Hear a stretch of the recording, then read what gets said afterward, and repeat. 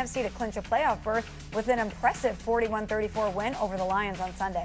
However, not all good news for LA. A star wide receiver Davante Adams was forced out of the game with a non-contact hamstring injury, leaving his status in question for Thursday's pivotal NFC West clash with the Seahawks. Stephen A., as you see it, are the Rams the best team in the NFL? I believe so. I believe Matthew Stafford is going to win league MVP. He's got 37 touchdowns.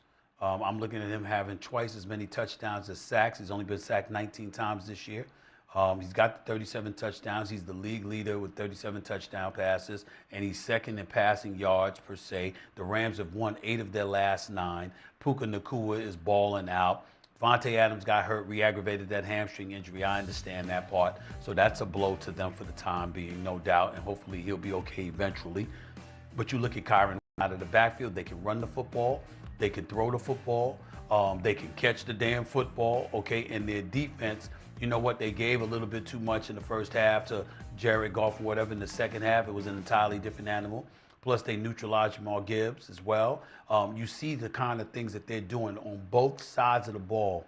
The Rams, on any given moment, can beat anybody.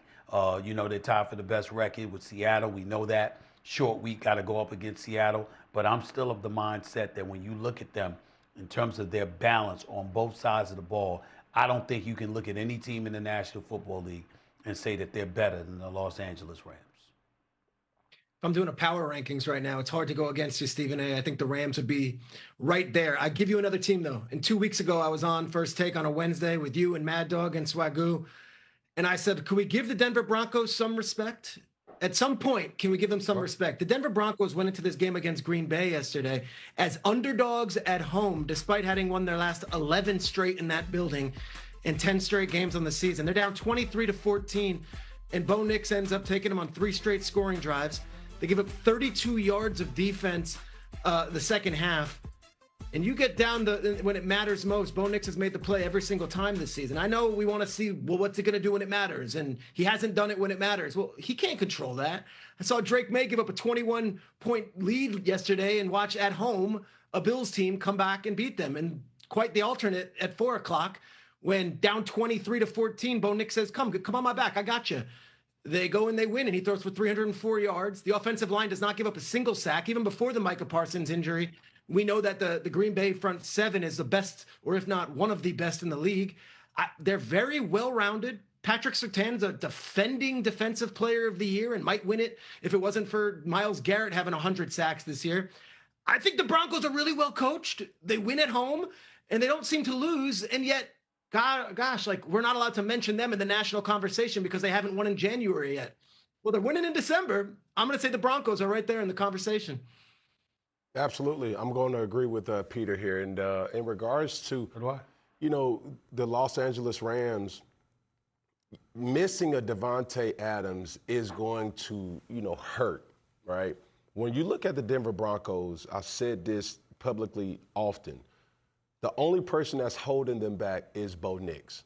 When you get a Bo Nix that played like he played yesterday, that's the best team in the National Football League. They won 11 straight. They have every statistic to back every metric that you want to say. Do you want to see them versus Seattle? Do you want to see them versus the Indianapolis Colts? Do you want to see them versus any other team? I believe that top to bottom, 3 phases of football, the Denver Broncos has what it takes to make a deep playoff run, especially when you have a quarterback like Bo Nix that's playing confident, that's playing within himself, and making the plays not only when he needs to, but when he wants to as well.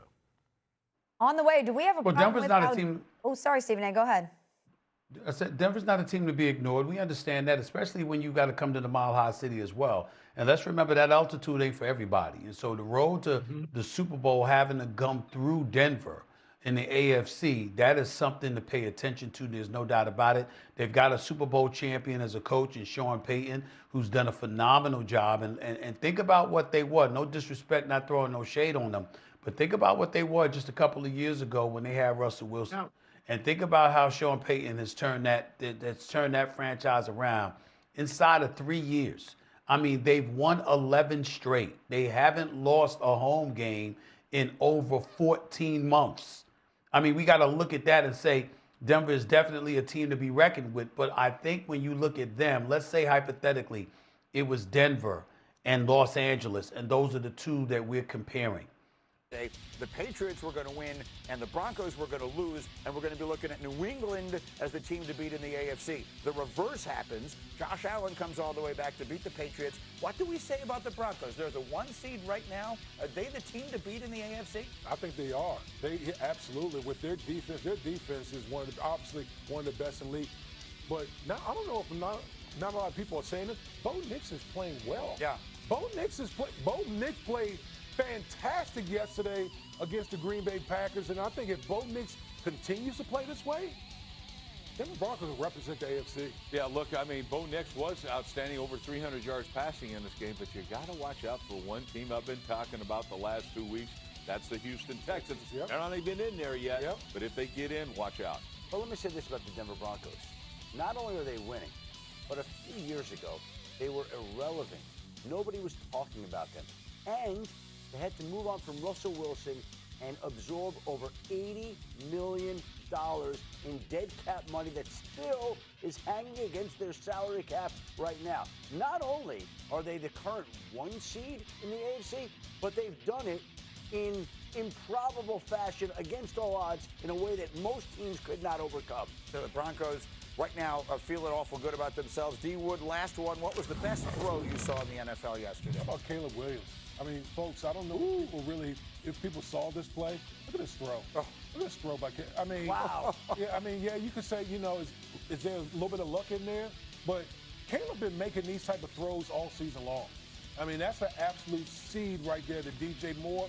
He played well. Caleb played very well yesterday. Here's what I say about the Bears, Rex, and you tell me what you think of this. They're ahead of schedule, right? We thought next year would be their year, but all the conversations we're having this morning, you never know what the injuries, you never know what might happen. This is their chance. They get the Packers in their own building in Chicago Saturday night. Packers lose Micah Parsons. We spent the beginning of this hour talking about all the players the Packers have lost. Everybody looks imperfect right now. I think if you're the Bears, you have to go into this thing right now thinking, this is not house money. Why not us? Why can't this be their year? Oh, 100%. And that injury to Micah Parsons leveled the playing field. So to me, absolutely, you're sitting back, you know, are they ahead of schedule? Oh, my goodness. Yeah. They're way ahead of schedule. Greeny, I remember you saying it'll be a successful season if we see improvement from Caleb Williams. Well, go ahead and check that box. I mean, but they run the ball better than any team in the league. And I don't care where they have to play in the playoffs. And, oh, by the way, they may wind up winning the division. They're still very much in it to be the 1 seed. But I don't care where you play. 1 seed. They could be, easily. They have 4 losses right now. I know. They're sitting right there. It's amazing to think about. And they do the things that you do. Primarily, they run the hell out of the ball, and that's what it takes. Who am I talking to? And it's amazing. But coaching matters. The thing is right here, that was the big move. They got the great coach, and they improved. Every one of their players improved. And by the way, they had a plan, and they go in, they hit on every one of those free agent offensive linemen. It went from a weakness to a strength, and that's why they're in the position they're in. They have been the team that seemed to get almost everything wrong for a long time. It looks like right now, all these decisions they made in the offseason, they look like the team that got everything right. Talked about a lot of teams. They set it up to protect and build around their franchise quarterback to make him happy. Who hasn't done that?